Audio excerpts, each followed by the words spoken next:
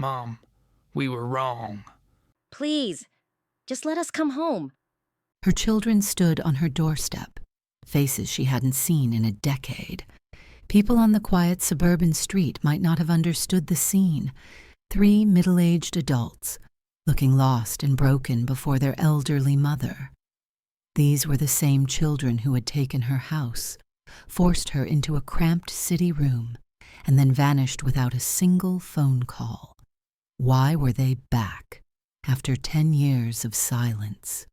This is the story of Eleanor, a woman who, like many of her generation, believed a parent's love meant endless sacrifice. She gave everything for her children, only to be left with nothing. But if you think this is just another sad tale of elder abuse, you're mistaken.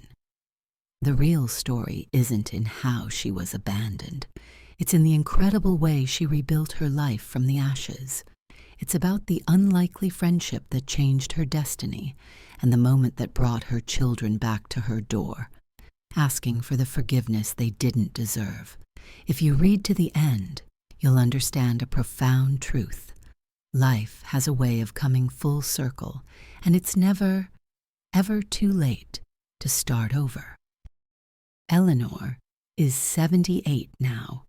When she looks back on her life, one thought comes to mind. I never really had any time for me. It was a life lived for her family, and most of all, for her 3 children. She had married her high school sweetheart, but the storybook romance ended quickly. He was a good man when he was sober, but he rarely was. After the youngest was born, a drunk driver ran a red light, and just like that, Eleanor was a widow at 29. From that day on, she was both mother and father. The fear was paralyzing at first. How could she possibly raise 3 kids alone? But then she'd look at their faces, and the fear would melt away, replaced by a fierce resolve. Just get them raised, she'd tell herself. As long as they have food on the table and a good education, that's all that matters. Her days were a blur of constant motion. She'd work the early shift as a waitress, her pockets full of tips that smelled like coffee and toast. Then she'd race home to get the kids from school, make dinner, and help with homework.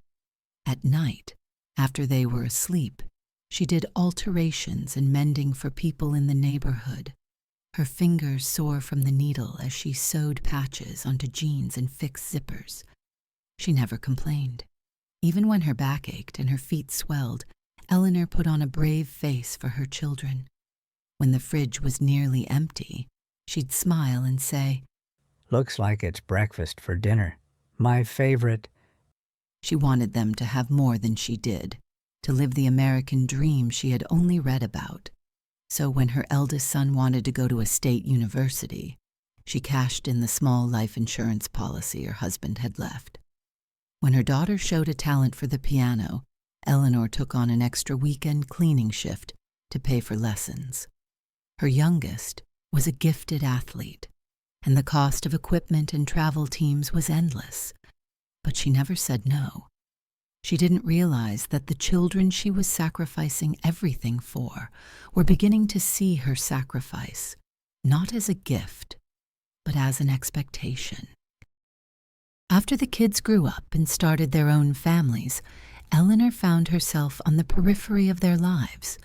Holiday gatherings became shorter, then less frequent. The excuses were always plausible. The kids were sick, work was busy, they were saving for a vacation. Phone calls dwindled to texts, and soon she was lucky to see them more than once or twice a year. Still, she never blamed them. They have their own lives, she'd tell herself, watering the geraniums on her porch. It's enough that they're happy. After decades of work, all Eleanor had to her name was a small, paid-off bungalow, the very house she'd brought her babies home to. It was old and a little drafty, but the morning sun filled the kitchen, and she had a small garden in the back, where she grew the best tomatoes in the neighborhood. That house was her sanctuary, the one thing in the world that was truly hers. But one day, her eldest son David started visiting again. He complimented her home, told her how much he admired her for raising them all on her own. It had been years since she'd heard such words from him, and it warmed her heart. Then came the real reason for his visit. Mom, my business is in a bit of a tough spot. His voice smooth and earnest. But I have a huge opportunity, a real game changer. The bank will give me the loan, but I just need a little more collateral. If you could just co-sign on a loan, using the house as backup, it's just a formality. I'll have it paid off in 6 months, I swear. Eleanor's heart sank. The house was her only security. But then her daughter called the next day. Mom, I heard about David's plan. It's a sure thing. You should help him. A few days later, her youngest son echoed the same sentiment. We have to support family, Mom. Pushed by all three, her resolve crumbled. A parent's job is to help their children, she thought. She sat at the kitchen table, her hand trembling as she signed the papers David brought over. She was signing away her life's work, but the fear of being a bad mother was greater than the fear of losing her home. 3 months later, the calls to David went unanswered. Then a certified letter arrived. Notice of foreclosure. The words were cold and clinical. When she finally reached David, his voice was hollow. I'm sorry, Mom. They called the loan. I can't stop it. I'll make it up to you, I promise. The promise was empty. A few weeks later, a sign was hammered into her front lawn. Eleanor was evicted from the home she had spent over 30 years paying for. As she packed a single suitcase with old clothes and a few photo albums, David made his final offer. I found a room for you downtown, Mom. It's all I can afford right now. Just until you get back on your feet.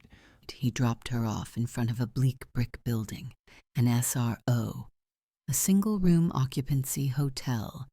He didn't even get out of the car, and just like that, Eleanor's children erased her from their lives. The SRO was a place where hope went to die. The narrow room had a sagging mattress, a rusty sink, and a single window that looked out onto a brick wall. The hallway smelled of stale cigarettes and despair. For the first few weeks, Eleanor barely left her room, paralyzed by shame and a grief so deep it felt like a physical weight. What did I do so wrong? She asked the peeling paint on the ceiling 1,000 times. But Eleanor was a survivor. Slowly, she forced herself back into a routine. One day, in the building's dingy communal kitchen, she met Leo, a young man in his late 20s, who was trying to launch a healthy meal prep business out of his tiny apartment. He was passionate, but overwhelmed, living on instant noodles while trying to perfect recipes for his clients. He watched one evening as Eleanor quietly cooked herself a simple meal of lentil soup and cornbread. The aroma filled the depressing kitchen with a warmth it hadn't known in years. Wow, Leo said, pausing his frantic chopping. that smells like my grandma's house. That one comment was the spark. Leo tasted her soup and was blown away. How do you do this? He started asking for her advice, and soon, Eleanor found herself teaching him the simple, time-honored techniques she knew by heart. How to coax flavor from humble ingredients, how to balance spices, how to make food that didn't just fill a stomach but soothed a soul. Would you consider helping me? Leo asked one day, hesitantly. I can't pay you much, but I could offer you a percentage of the business, if it ever takes off. For the first time in years, Eleanor felt a flicker of purpose. I don't want your money, young man. She said, her voice firm. But if we're going to do this, we're going to do it right. Their days became a whirlwind of activity. They'd go to the farmer's market at dawn, Eleanor's expert eye picking out the freshest produce. They turned the grim SRO kitchen into their command center. Her recipes, perfected over a lifetime of making something from nothing, became the heart of the business. Leo, with his tech savvy, branded it Eleanor's Table, He started posting pictures of the food and Eleanor on Instagram. The story of a 78-year-old woman whose cooking was too good to be forgotten went viral. A local food blogger wrote a glowing review. Orders exploded. Within 3 years, Eleanor's table was a stunning success. With 3 storefronts and a booming online delivery service, they were featured on a local morning show. True to his word, Leo presented Eleanor with a contract that made her a 10% owner of the company. She was no longer the broke, abandoned mother in a rundown room. She was the co-founder of a beloved brand. She bought herself a small, sun-filled condo with a balcony perfect for growing tomatoes. And then, 10 years after they left her on a curb, her children returned. They had seen her on TV. They saw the articles celebrating the grandmapreneur who built a food empire. They came seeking a mother they had discarded, but they were also seeking a solution to their own failed lives. Sitting in her bright, clean living room, they confessed everything. David's business had collapsed entirely, leading to bankruptcy and a bitter divorce. Her daughter's husband had lost his job, and they were drowning in debt. Her youngest son had made a series of bad investments and was about to lose his own home. Finally, David slid from his chair and onto his knees, his head bowed. Mom, I am so sorry. He choked out, tears streaming down his face. The other 2 followed, a tableau of regret on their mother's hardwood floor. Eleanor looked at the 3 of them, and the storm of anger and hurt that had raged inside her for a decade was finally calm. The faces she saw were not monsters, but flawed, weak people who had made terrible choices. I forgive you, she said, and the words were true. I forgive you for the pain you caused me. What I can't forget is that when I was alone in that tiny room, wondering if I would die there, none of you called. Not once. She let that silence hang in the air. I will always be your mother, and I will always love you, she continued, her voice soft but unbreakable. But my money is not your solution. That house, my security. You took that from me. This, she said, gesturing around the beautiful room. This is what I built for myself. Now it's time for you to go and build something for yourselves. She helped them to their feet and walked them to the door. That night, Eleanor sat on her balcony looking at the stars. She was not just a mother, a widow, or a victim. She was Eleanor. And for the first time in her long life, that was more than enough. She had learned a profound truth, one she would often share with a smile. As long as you hold on to yourself, life has a way of coming back to you. Perhaps you, who are reading this, need to hear it too. No matter how late it feels, no matter what has been lost, it is never the end. Your story is not over. Your life too can begin again. Eleanor's journey is a powerful reminder that it's never too late to reclaim your life.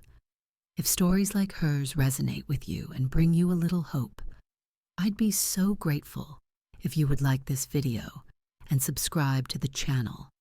It's the best way to ensure you won't miss the next story we share. Thank you for being here.